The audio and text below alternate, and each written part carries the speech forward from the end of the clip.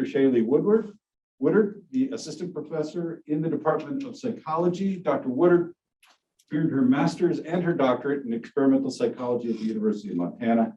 She also holds a BA in psychology from Pacific Lutheran University. She arrived at Keene just last fall. Was it sight unseen? Yeah. Wow. She's a new professor here at Keene State. We're really glad she's here.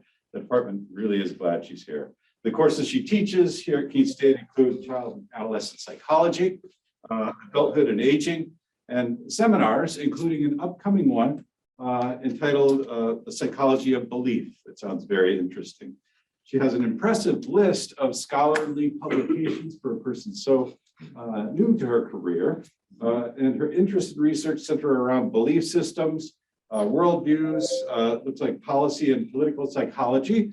And as a political scientist, I'm really interested in her work. I've been looking forward to this talk for much of the semester. Her talk tonight is appropriately titled, Where Do Worldviews Come From? Explaining the Development and Cultural Origins of Our Beliefs. Please help me welcome Dr. Shaylee Woodard. Hi, everyone. Thank you so much for coming out. This seems like a great turnout, in my opinion. It's so good to have you all here. I'm really excited to talk about this subject. This is kind of like a nice little teaser into the seminar course that I'll be teaching spring semester, where I will dive into these topics more deeply with students. So yeah, I guess I'll hit it off. So over the last 2 years, we have really seen it all, right? We've had a global pandemic. We've seen some allegations of election fraud, the rise of QAnon, storming of the Capitol on January 6th, and massive protests for Black Lives Matter. And so lots of really high tension events happening in the last couple of years. And as we hear about all of these events, and as we listen to people's responses to these events, either in person, face-to-face, or hearing about them online, it might seem like people are thinking about these things in such different ways than we are, right? How can someone view these same events that we're viewing and seemingly come to such different conclusions about them? It's almost as if they are experiencing these things in a fundamentally different way than we are. And in part, that's true. In part, we are experiencing these things in fundamentally different ways. And when we have these observations, when we think about these differences in perceptions, what we're really noticing is the difference in our worldviews, right? How different worldviews can be from one another. All right. So I have to remember to click here. There we go. All right. So I thought that I would give us a quick outline of what I'll be discussing today, just to have a top-down view on our major topics. So first, we're going to start off by defining what worldviews are. What are worldviews? So we're all on the same page. And then we'll talk about how influential worldviews are to our lives. We'll look at some interesting research that shows just how much of an impact our worldviews can have on us. And then we'll look at how we form our worldviews and why we have our worldviews in the first place. Where do these ideas, these beliefs and values come from?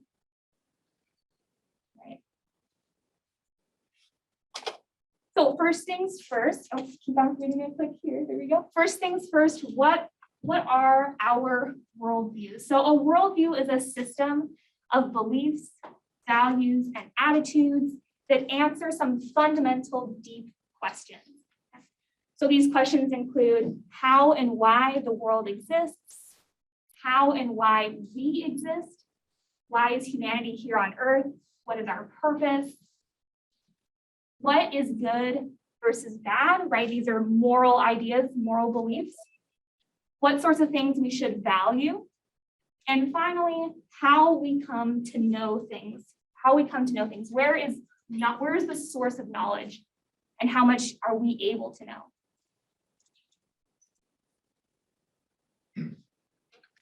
So there have been many attempts to classify or create a taxonomy of all worldview beliefs. One of the most comprehensive taxonomies, classifications of worldview beliefs is that of Colco Rivera from his 2004 paper. I have here just an excerpt of 2 of his categories of worldview beliefs that I thought I would show you just to get a taste of what sorts of beliefs are encompassed in a person's worldview. So these are the first 2 of his 7 groups of worldview beliefs. These are just 2 of 7. We have our human nature group and our will group. So human nature includes questions like, are humans inherently good or evil? Do humans fundamentally stay the same, or can we change? Do humans have free will, or is all behavior determined by outside forces? And are humans more influenced by our innate nature, okay, or by our environment and unique circumstances? So is it something innate that leads us to be who we are today, or is it a result of our experiences? All right. The other 5 groups of Colco Rivera's taxonomy that I haven't included here are cognition, so how people think about things, behavior, such as how a person should spend their time, interpersonal beliefs, and beliefs about truth, such as where does truth come from and how much can we know? Okay. All right, we also have, I'm sorry, I forgot one, world and life, such as what is our relationship with nature? I wasn't counting along as I went, sorry. All right. So clearly, there are a lot of beliefs encompassed in our worldview. So you might be asking yourself, are all beliefs, attitudes, etc., are they all part of our worldview? And the answer is kind of. It sort of depends on how you define worldview, but it's more accurate to say that all of our beliefs, attitudes, and values are at least influenced by our worldview, So, for example, believing in gravity, believing that gravity exists, or maybe having negative attitudes toward Christmas music, these are things that are probably not part of our worldview, but they might be influenced by our worldview beliefs. So I like to use personality as a good analogy to worldviews. So when we think about personality, okay, we think about like the big traits, such as, is a person introverted or extroverted? Okay. Is the person open to new experiences, or are they not so open to new experiences? Okay, we think about these big traits. And we also think about,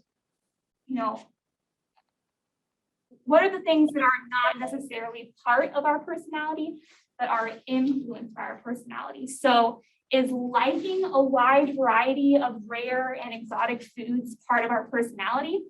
Probably not. But if we're really open to new experiences, right? If we have a really high trait, openness to experiences, we're really high on that trait, then that might influence us to be more open to trying out new and exotic foods, right? So liking different and exotic foods, not part of our personality, but our personality influences that, okay? And in the same way, our worldview beliefs are these big, overarching, deep beliefs to influence all of our beliefs and attitudes and values, right?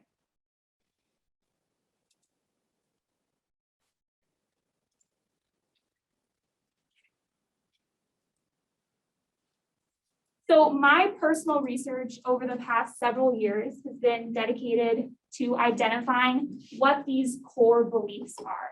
Okay? So a lot of you are familiar with core personality traits. I'm sure a lot of you have heard about like the big 5 personality traits, right? Extroversion, openness to experiences, neuroticism, and so on.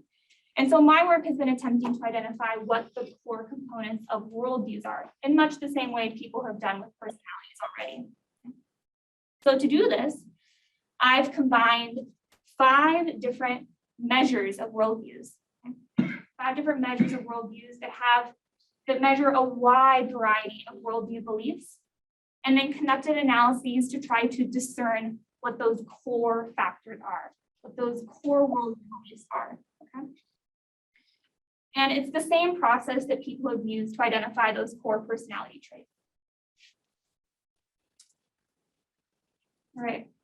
So following my analyses, my work, I've identified 4 core components of adults' worldviews and 4 core components of children's worldviews. And the work that I did focused on children ages 7 to 9 years old. So these are pretty young children, right? So adults, I found 4 core components: religion, humanism and harmony, determinism, and self-reliance. Okay? So a quick overview of each of these. Religion includes ideas about what happens after death. Okay? Is there an afterlife? Is there a God? Humanism and harmony. So humanism is like the philosophy of humanism, which I know some of you might not be familiar with this philosophy, but essentially the humanistic philosophy is about the potential of human beings. Are humans inherently good or evil? Do humans have the potential to do amazing things? Okay. So these beliefs are part of this core component of our worldview. And then harmony, which is also part of the same component, is about how we should take care of other people and if we should take care of nature as well. All right. And then third, we have determinism. Determinism is the belief that a person does not have free will, that their life is set on one path, and they have no opportunities to change that path. Okay. And then fourth, we have self-reliance. This is like the pull yourself up by your bootstraps idea. So if you work hard enough, you'll get whatever you desire, right? And a person can score high on these beliefs or low on these beliefs. So a person who scores low on determinism would believe in free will, okay? Would believe that you have the power to change the course of your life. And then children, their 4 core worldview beliefs are pretty similar to adults' core worldview beliefs as well. So children also have 1 core worldview belief of religion, including a lot of the same ideas as adults, what happens after death. Okay. They also have a determinism factor, same as adults. They have this harmony factor, which again includes beliefs about if people should take care of each other, if we should take care of the natural world. And then this one right here is a little bit different. So we have inner growth combined with self-reliance. So we have those pull yourself up by your bootstraps, and also this belief that you should try to be a better and better person every day, right? Just focus on inner growth. There's a little bit of reorganizing happening as well for kids. Our worldview beliefs seem to be organized a little bit differently than adults do. And this is ongoing work, so this might change as I collect new data on children who are, older than 9 years old, and as I collect data on children from other populations. So my data collection was focused in Montana, but who knows, maybe kids in New Hampshire are different. All right. So clearly our worldviews are very complex. They include a lot of different beliefs, and they influence every area of our lives. So now I'd like us to move on to the second question that I posited in our outline at the beginning today. How influential are worldviews? What kinds of effects do worldviews have on our behavior?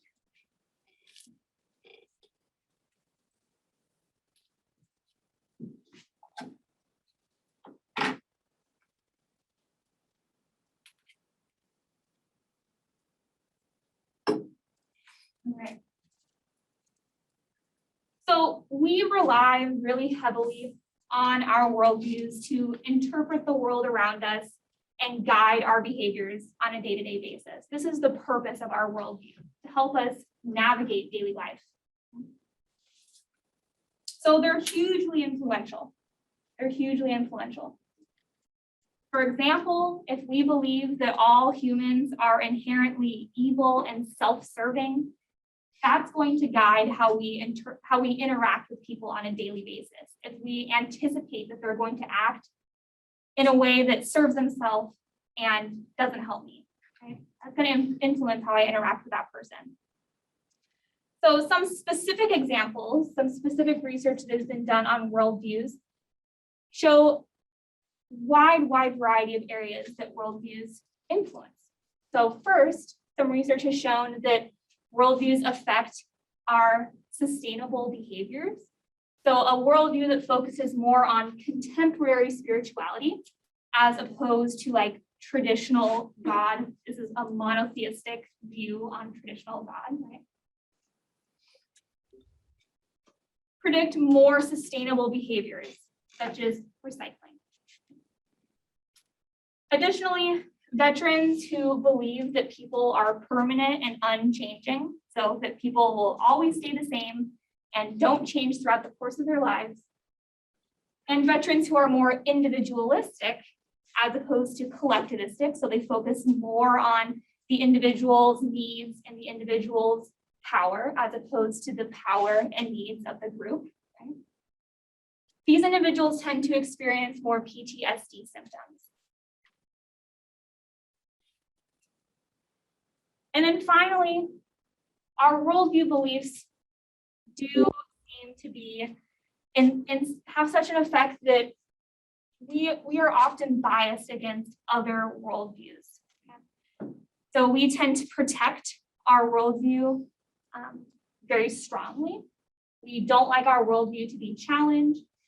And so this means oftentimes when we interact with someone who holds a different worldview from us, this creates some negative biases toward the other person. Okay?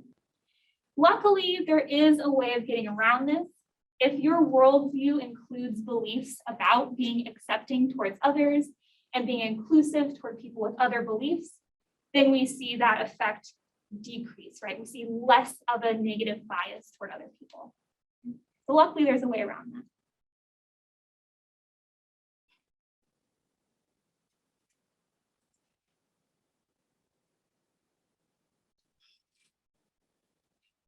All right, moving on now to our third question. So we've defined worldviews and we've talked about how influential worldviews are on our lives in all these different areas.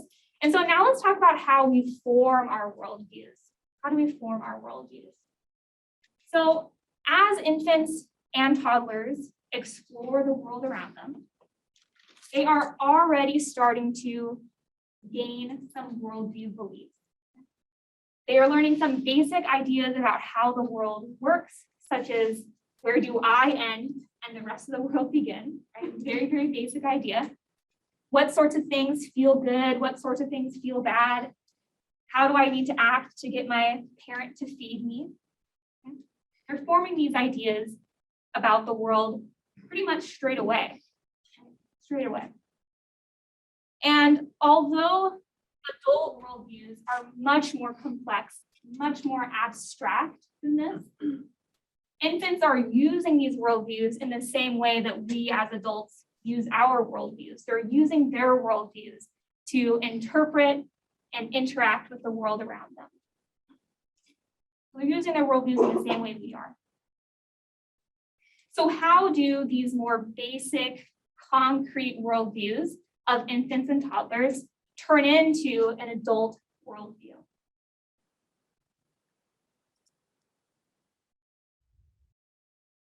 Well, the answer is piece by piece. They're built piece by piece. As we gain more and more experiences, these experiences get added to our worldview in a stepwise, incremental fashion.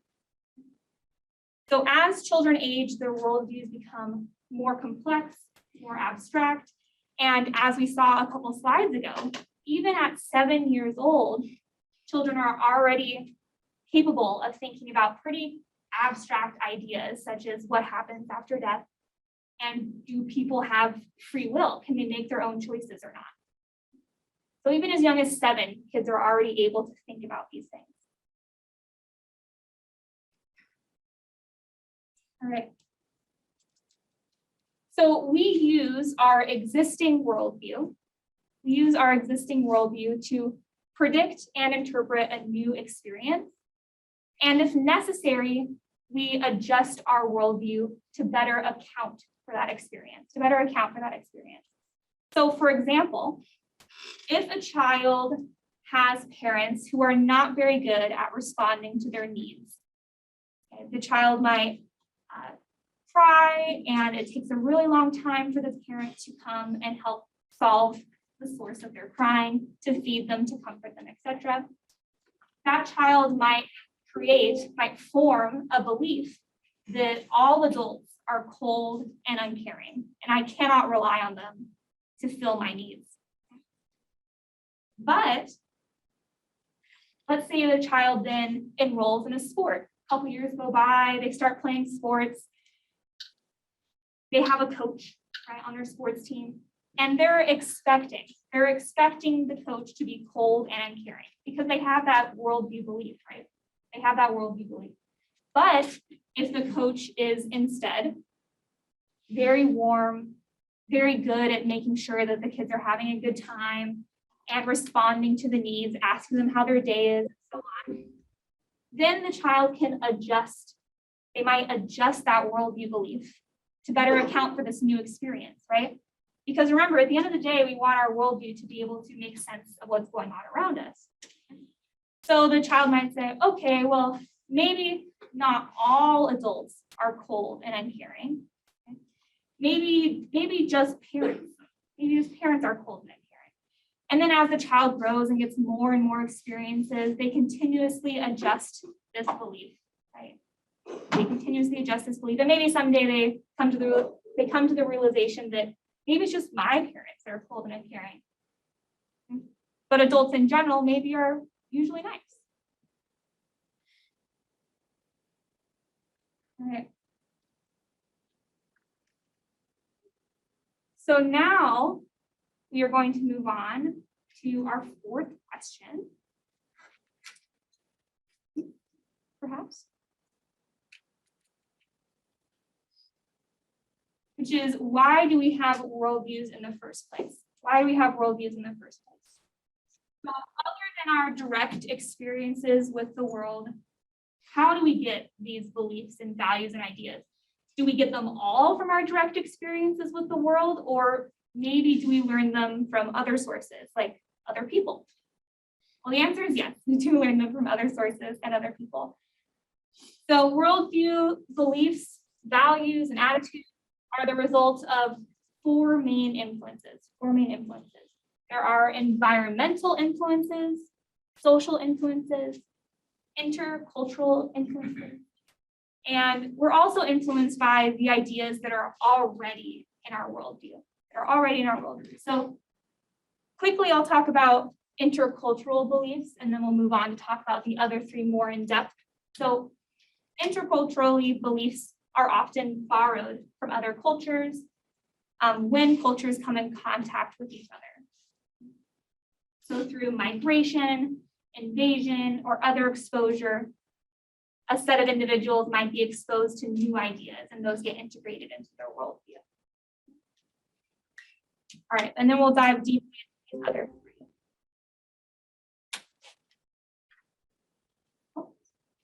Stand back. Going forward.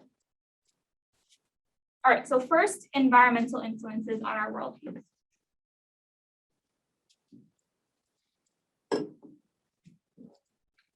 So we can take an evolutionary perspective on our worldviews. We can think about worldviews and what purpose they serve from an evolutionary perspective. So certain worldview beliefs may have protected people from harsh climates, from diseases, and from limited resources. For example, cultures with higher ecological demands, and by ecological demands, I mean harsher environments, more limited resources like less access to food and water. Cultures that had these harsher ecological demands tend to have a tighter culture. And that means that the culture is more restrictive over their members' behaviors, and deviations from the norm are met with more severe punishment. This is a tighter culture. And cultural tightness might have resulted from these increased ecological pressures, from really high ecological pressures, because the more demanding the environment is, the more coordinated the people need to be to deal with that demanding environment, right? To deal with that demanding environment, to find the food, find the water. It needs to be a more coordinated effort, right? So people who held these beliefs were more likely to survive and then pass those beliefs, pass those ideas on to new people, okay? To their children, to other people in the cultural context. Interestingly, it seems that wealth, the amount of wealth that a society has, changes the relationship between these environmental pressures and worldview. So if there is enough wealth in a particular society, these environmental pressures are not seen as threats, but rather challenges. These are challenges to overcome. So if there's enough wealth, a culture might end up emphasizing individuality, artistic expression in response to these demands, to these challenges. Whereas if a culture has lower levels of wealth, then these ecological demands are more threatening. And so the emphasis again is on a more tighter culture where behaviors are more strictly policed by the society.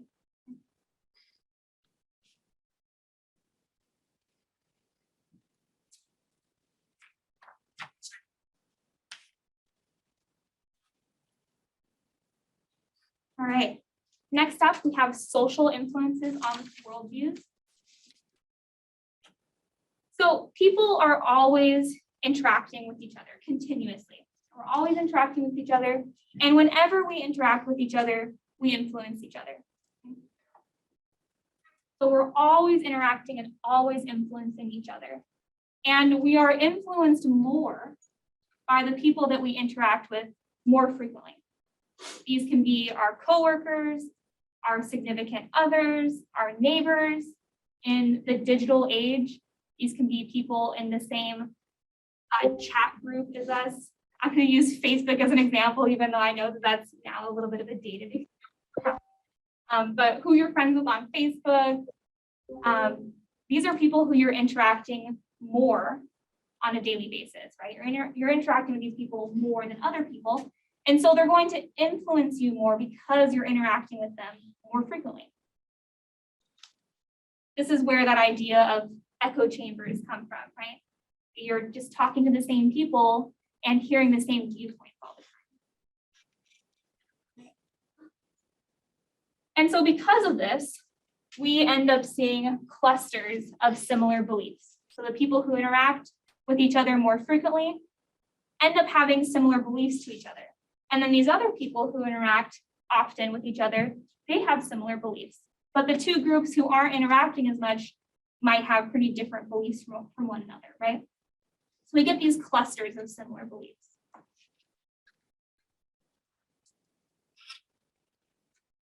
And interestingly, what happens is we see that the majority idea ends up stamping out the minority idea, because individuals who hold a not so popular idea are going to be hearing the voices of people with the popular idea more so, right? They're coming in contact with people who have the majority belief more so than they're coming in contact with people who have the minority belief. So we end up seeing the majority belief prevailing and the minority belief dying out.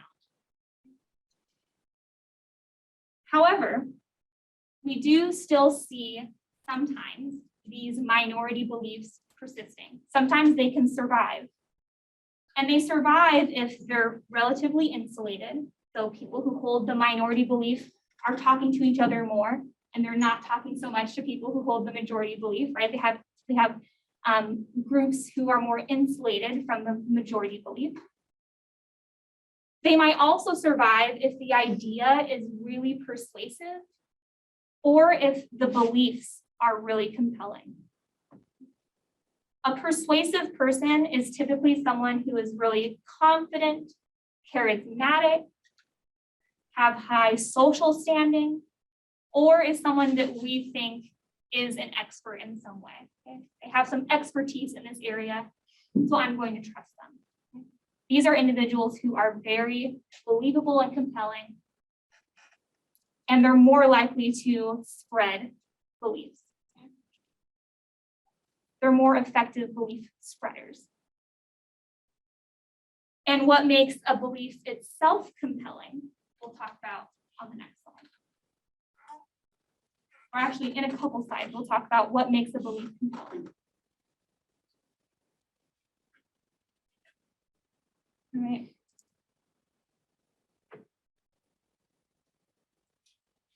So perhaps the greatest influence on a person's belief is the belief of their parents.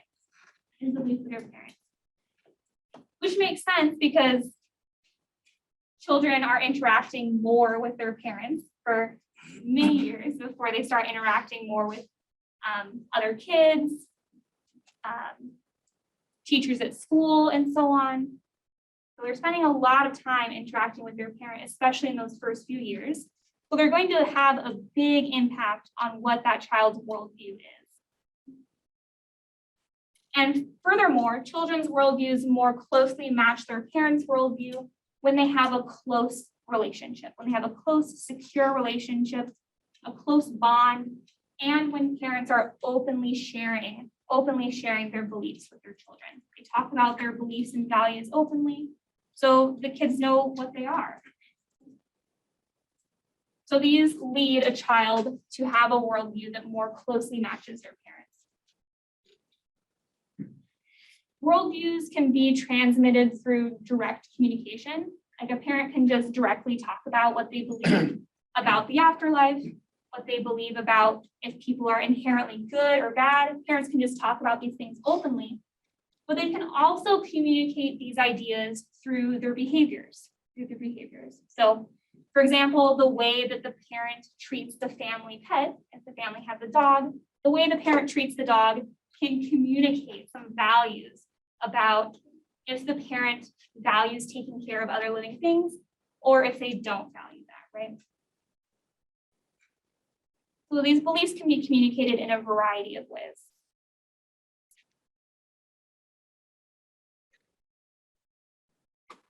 All right, and finally, I promised we would talk about what makes a belief compelling. What makes a belief compelling?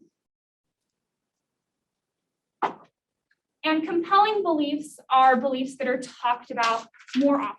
So the more compelling, the more exciting a belief is, the more likely you are to talk about it with other people. And the more likely you are to talk about this belief, the more it spreads, right? Because remember that it's spread by people interacting with each other.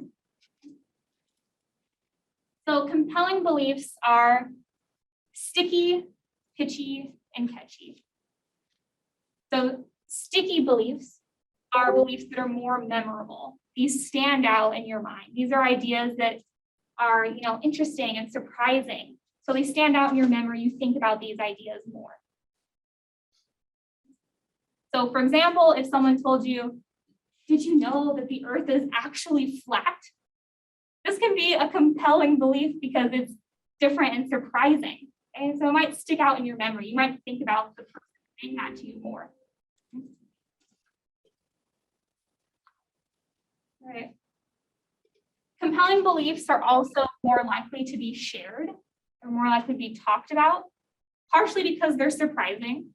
You're like, oh my gosh, someone just told me that the earth is actually flat. Is that, what do you think about that? They're more likely to be talked about. And finally, they're more likely to be received. So what that means is, does this belief fit in with your existing worldview? Like, do I already have some other ideas where the world is flat? Does that kind of fit into my beliefs? Or do I already know, like I already have a belief that the world is round? You can't change my worldview belief, no matter how memorable and interesting that idea is. I already know that the world is round. This isn't like a gap that I need to fill. Because remember, we are using our worldviews to explain the world around us. So we're constantly looking to fill gaps in our understanding. We want to fill gaps in our understanding, And so a belief is more likely to be received, fills a gap, if it fills a gap. But if there's no gap there, if it's incongruent, it's not likely to get incorporated. All right.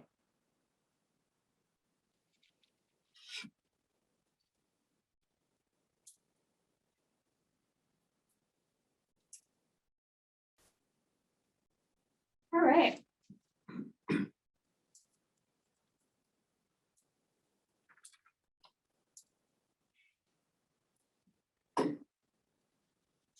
So I'm actually moving on now to my summary for today. This talk definitely was a little bit faster than I was anticipating it to be. So sorry about that. Usually I go on and fill up like way more time than I planned for, but I guess today I was excited and just sped through it. So I have a summary for us today, just because we talked about so many different things. I know I threw a lot of information at you, so I just thought I would summarize really quickly what we discussed today. So first I have up here our definition of worldviews, a system of beliefs, values, and attitudes about life's big questions. We use our worldview to understand our experiences and guide our behavior. That is the purpose, that is the point of our worldview. Our worldviews start developing in infancy, and new experiences are constantly being added to our worldview. As we have new experiences, those get integrated in. We had that example of parents versus the coach, right? And then finally, the beliefs, values, and attitudes that make up our worldview are influenced by 4 different factors. The environment, if those beliefs help us survive in our environment, they're more likely to be passed on. Second, by interacting with other people. Remember that the people we interact with more, we're more likely to share their ideas and beliefs. Okay. Cultural exchange, which we really briefly talked about how cultures can come in contact with each other and ideas can be spread that way. And fourth, how compelling the beliefs are. Are they more likely to be talked about, and do they fill a need in our existing worldview? Do they fill a gap, or are they incongruent and we throw them away? That's our summary for today. And can I just have my thank you slide? Thank you all so much for being here.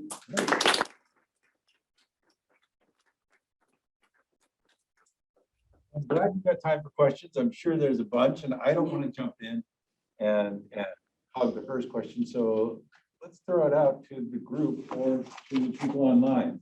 Does anybody have a question for Professor Woodard? I did. I had a couple of questions.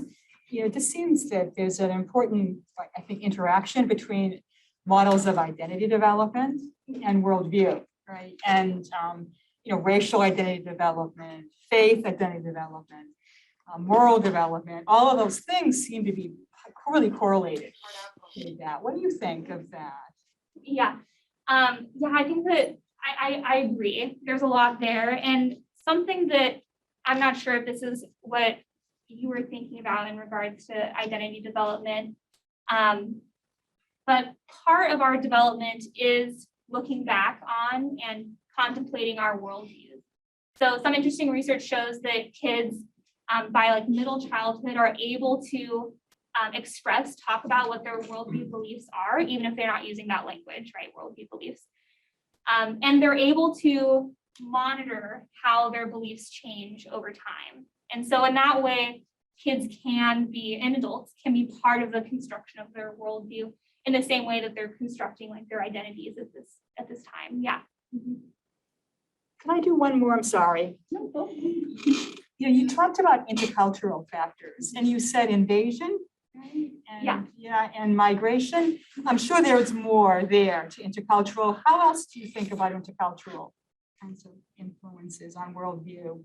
Yeah, so my work has primarily been on like identifying the factors of worldview development and not as much on the exchange of like large scale cultural worldviews.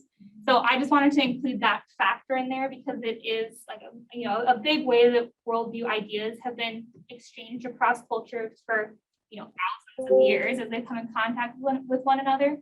But that is definitely an area of worldview research that I'm not as familiar with. Yeah, thank you. Thank you.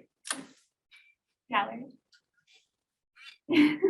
I was just thinking about the kind of, I mean, we always do this in psych research, this sort of dichotomous view of all of these factors, that you're either, you're either independent, you're happy, or you're sad.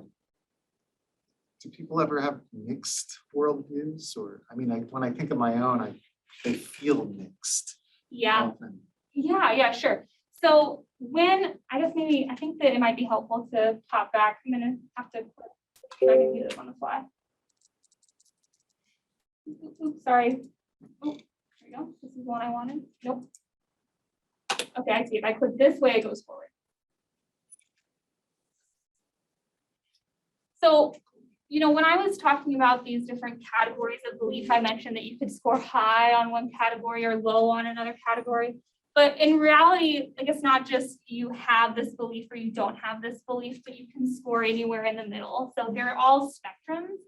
And I should use that language when I'm talking about these things as opposed to like dichotomies. So they're all spectrums. So each of these include like several, if you were taking like a test, like a personality test, if you were taking a worldview test instead of a personality test, there would be many items that together combine in this like one dimension here, right? And so depending on how you answer those different questions, you could be like somewhere in the middle. And the questions themselves have like, a scale. So do you believe that people are controlled by their programming and don't have real choice? That's a question on this questionnaire. And you could say strongly agree all the way down to strongly disagree. Yeah. So yes, the worldview beliefs can definitely be mixed. Yeah. Just wondering about, I imagine that for children in your research, their worldviews are very fluid. In fact, they're developing their acquiring experiences rather rapidly.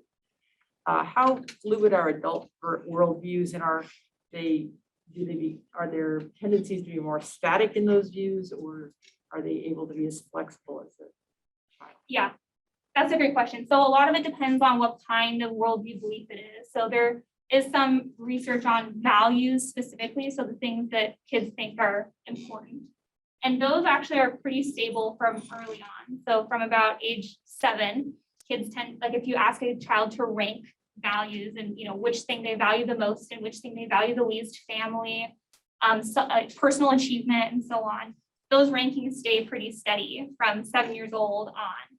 But other areas are a little bit more fluid. But it seems like these beliefs are, I would say, more steady than we would expect to be largely. So we see fewer changes than we do stability, but certainly they get more and more stable as time goes on. They're pretty stable early on, but they do get more stable with time and age as well.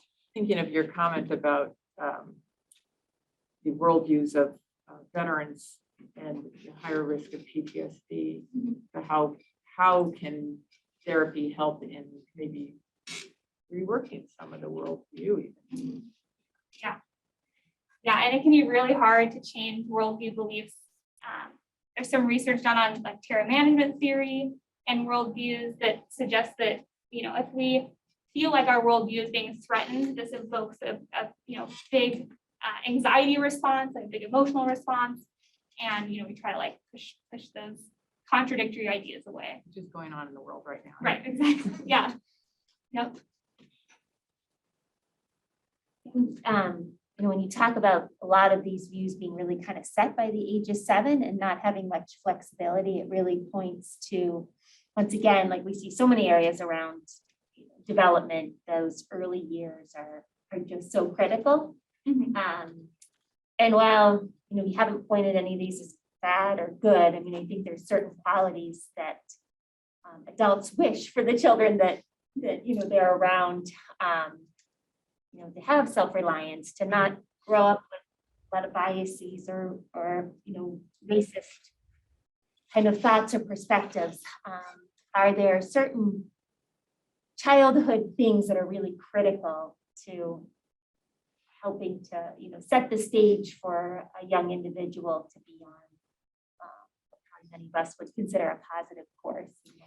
Yeah, that's, I mean, that could be a whole area of, I mean, I'm sure it is a whole area of research and what kind of things we can do to try to influence our children's beliefs and which beliefs we should be emphasizing over others. And, you know, like I mentioned in one of my slides, parents do have an enormous influence on what their children believe. And, you know, parents who communicate their beliefs first and foremost, their children tend to have worldviews, even as adults, that are very closely aligned with their own. So a lot of things that parents are already doing are effective means of instilling their beliefs in their children, for better or for worse. You know, depending on how the parent's worldview is, that can result in more positive outcomes or more negative outcomes. Yeah, so I don't know, there's a ton of things that could influence children, but I would say that parents are the biggest influence, and so that would definitely be the place to focus a lot of that, you know, shaping and molding of kids' worldviews would be focused in that area. You made me think of your example of the parent who's not responsive and the parent who's super responsive, you know, when a child's expressing any distress, right? There's a lot of parental advice that falls along those lines, like let your child cry it out or never let your child cry it out. So you almost wonder if some of those, even just behavioral things, can be so influential. Yeah, definitely. Yeah. And the earlier in life those experiences happen, the more influential they are. So these early experiences, these early worldview beliefs are harder to change down the line because they're filling that gap in a child's worldview, right? And then later on, when they, you know, are exposed to a new idea, if they already have a belief there, it's a lot harder to undo an existing belief than to form a belief in the first place. Thanks. I'm back. Sorry. I really enjoyed your talk. I'm in the math department, so I'm selfishly curious about the data. Yeah. Could you talk a little bit more about? Yeah, definitely. Yeah, I tried really hard not to talk about the dry stuff. But yeah. So I did factor analyses. So I did a set of exploratory factor analyses and then confirmatory factor analyses on the same data split up. So I ran half of the data through exploratory and half through confirmatory analysis. What are the kind of like questions? I'm especially curious about like the children. How do you ask some of those? Yeah. The values, because they don't understand some of the words that Yeah. So a lot of this work was translating these adult questions into child-friendly language, because there really aren't measures of children's worldviews right now. There are measures of like certain parts of children's worldviews, like religious beliefs, but yeah, so I started out with this adult measure and then back translated it to child-friendly language. So let's see if I can think of some things off the top of my head. I think that one, and it's been a few months since I collected this data, but one of the child-friendly questions in terms of religion was, after I die, everything about my life stops. So that was like the child-friendly language for that question. Whereas the adult version of that question was much more complex. They use more complex language, like after I die, my body stops working. I don't continue. I can't remember, but the language was language that we would more use than kids would. So it was really challenging to translate those questions accurately, still keep their meaning. The free will ones especially are hard because we tried really hard not to use the word free will, and it's hard to describe what that is. So for kids, I think we said a person can make their own choices. And so is there corresponding for each adult question? Was there a corresponding Child translated question? Yes. question? Yeah, they were one-to-one translated. And then we had adults take the child-friendly questions as well, just to make sure that they didn't qualitatively change. Interesting. Yeah. Yeah, so this is actually, these four domains, these four categories were actually formed on the child-friendly questions. Yeah, for both the adults and the children. Yeah. Yeah, Chris. Yeah, Harlan. So I have a question about age, and obviously you didn't study Yeah. kids this young, but so you said how like when infants, toddlers are really learning just about sort of the physical world. So it got me thinking of things like object permanence, right? The idea that like things don't exist just because you don't see it anymore. Right. What age do you think kids go from that kind of worldview development to the more abstract, conceptual kinds of things that you're measuring in these sorts of questionnaires? Yeah, that's a good question. So a lot of abstract thought capabilities develop. So thinking about like Piaget and Piaget's different stages of development, these more abstract capabilities really start taking off in middle childhood. So like 8, 9, 10 years old, kids are starting to become more and more capable of thinking about things abstractly, hypothetically, and then that just continues to take off into, you know, adulthood where they become more and more able to think abstractly and hypothetically. So I don't know if there's like a clear cutoff from when things are, you know, a worldview is very concrete, like this is where my body ends and the rest of the world begins, to thinking about like what happens after I die. I don't know, because even at 7 years old, like they're already able to talk about these things. And in the interviews, it was really fun to hear kids, like a lot of kids had really interesting philosophies about what happens after you die, and they wanted to talk about it. So not only were they answering the questions, but they had these ideas that they wanted to tell me about what happens after death. So I don't know, 7 years old is pretty young. I would be really interested to see, and I'm hoping that future work can help me identify, you know, more of that spectrum and when things start to change. You talked about how your sample of children from Montana. How do you think like, the 4 categories would change like across cultures around the world? Yeah, that's such a good question, and I'm not sure. So one thing that was interesting throughout this research was the change in this religion factor. So at first, in earlier versions of this research, it seemed like there were 2 different religion components. There was like a traditional monotheistic religion component. So we would think about these like Christianity, Judaism, and Islam, where you have a monotheistic God, versus other faith traditions. So there were like 2 different categories. And then in this newer version of this data, or this new study with new data, the religion factors converged into 1. So that is something that I would anticipate changing quite a bit if the cultural context was different with different religious faiths, because these questions were quite, I don't know, like monotheistic Western ideas of religion. So what happens after you die? Another question was how often you pray. That would be a change that I would see.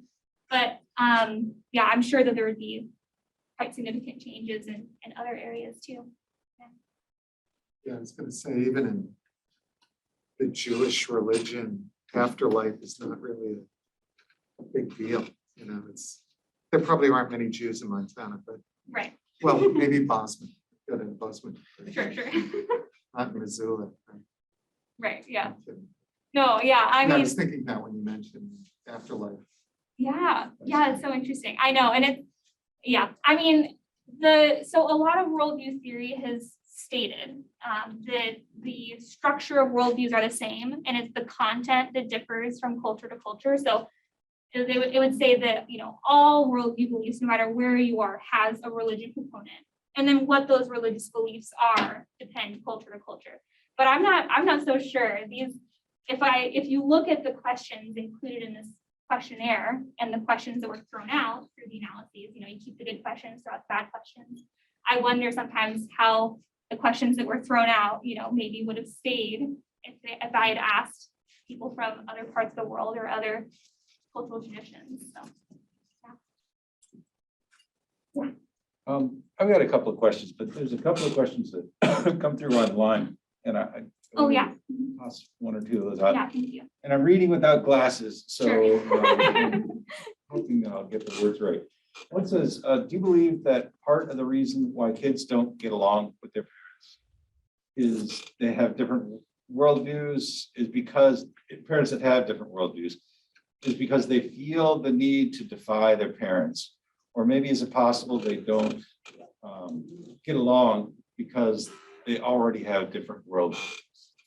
That's an excellent question. Yeah. So I do know that parents and children who have a more contentious relationship are more likely to have different worldview beliefs. Now, it's hard to say if that's because the difference in beliefs led to the contention, or if like this contention, led to them developing different beliefs. Because if you have a contentious relationship with your parent, maybe you don't trust them as a source for your beliefs and values as much as you would trust another source, like your friends at school.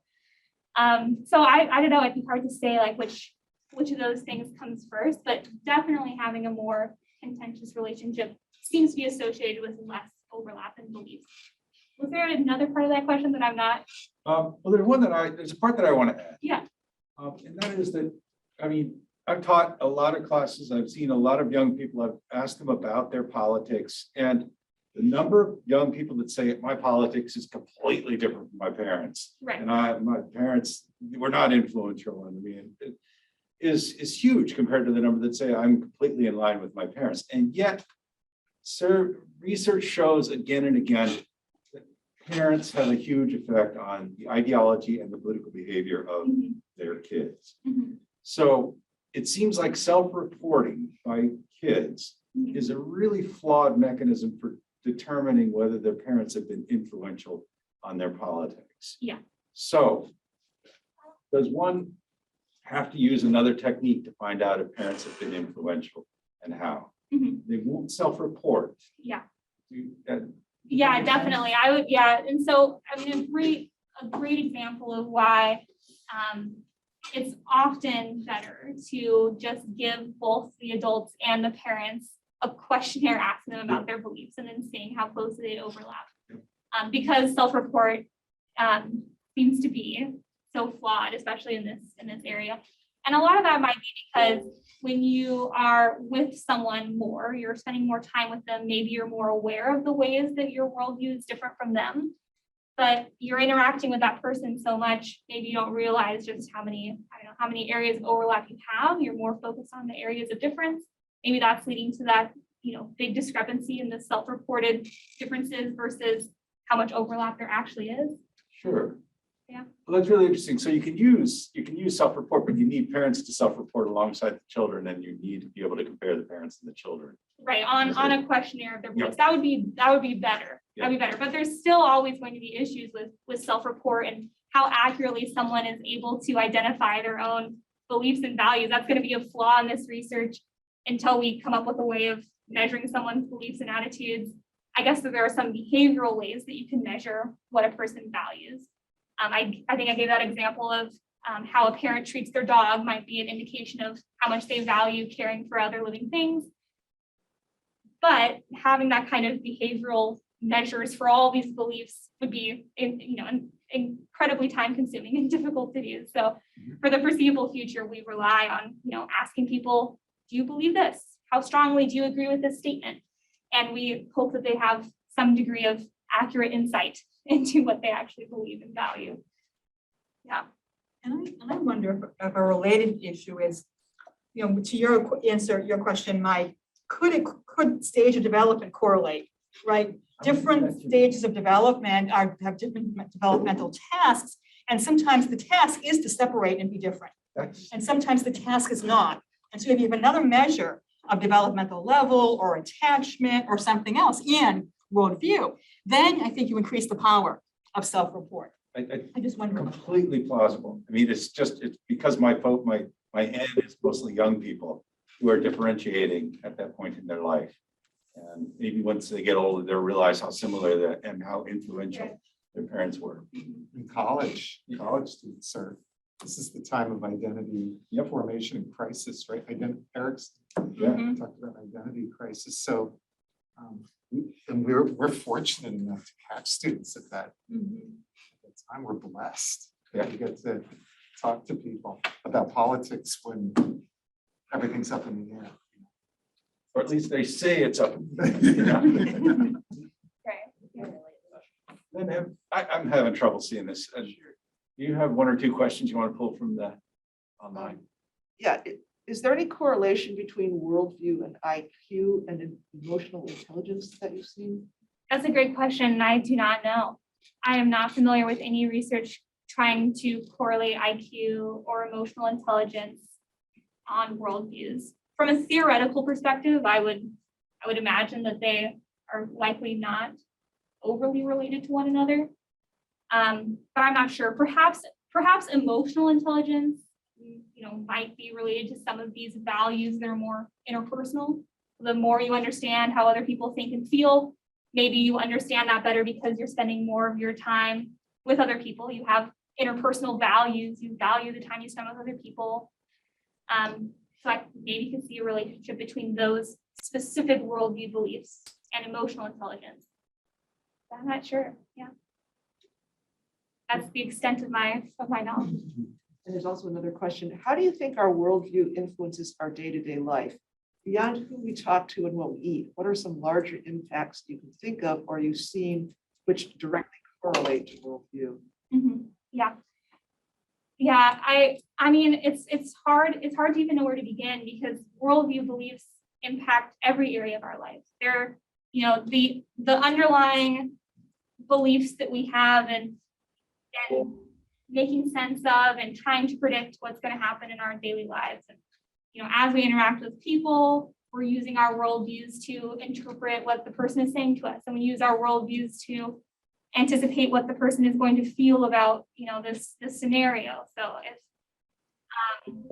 if I'm interacting with someone new and I believe that people are inherently evil, I might be expecting and waiting for that person to do something that, I could say, oh, see, they're doing that because they're just looking out for themselves. They're inherently evil and they are self-serving. They want to look out for themselves and not for me. And so I need to think about that when I'm interacting with this person. So I don't know, it's hard to even know where to begin because according to worldview theory, this is the lens through which we experience everything. So. Good. Very good. Any last question? All right, well, this was very interesting. Thank you.